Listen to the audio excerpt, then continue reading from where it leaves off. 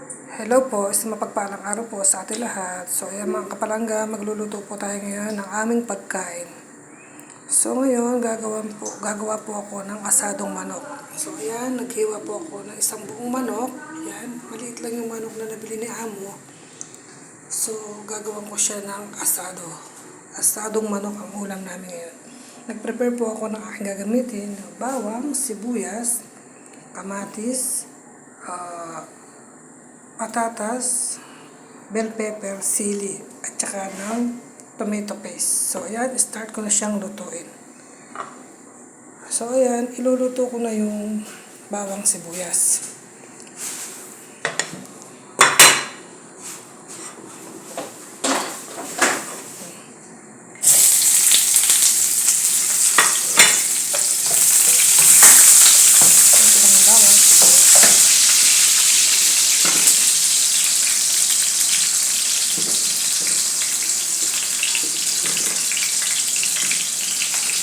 Ayan, binitagisan na natin siya.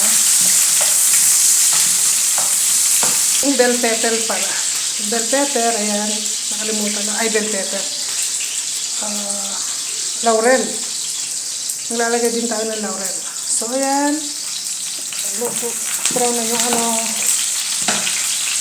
brown na yung kamatis, ay yung sibuyas at bawang. Yung kamatis. Ulit.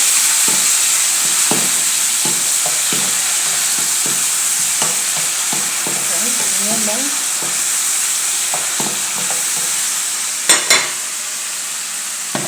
Tapos,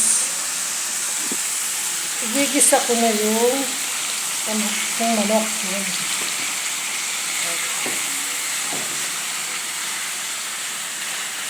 Ayan lang siya.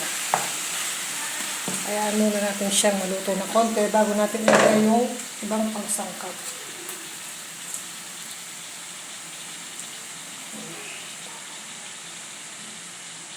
Kaya natin siya lagyan ng tomato paste. Tapos lagyan natin siya ng konting toyo. Tsaka ng lemon juice. So, ayan, lagyan na natin siya ng konting lemon juice. Tsaka ng konting toyo.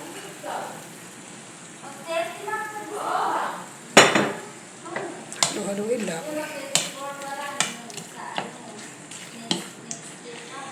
Lagyan natin siya ng konting sabaw. Tsaka natin palambutin. Lagyan na natin yung sili.